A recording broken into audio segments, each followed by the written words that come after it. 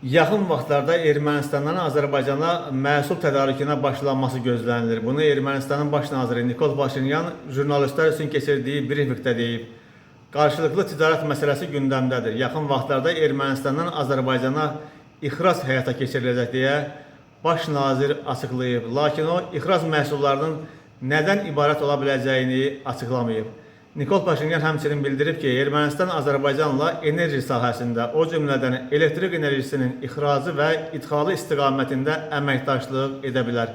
Onun sözlərinə görə Azərbaycanlı mütəxəssislər 2025-ci ilin sentyabrında və 2026-cı ilin yanvarında Ermənistanda olublar. Görüşlər zamanı elektrik enerjisi xətləri, dəmir yolu, boru kəmərləri və digər infrastruktur məsələləri müzakirə edilib.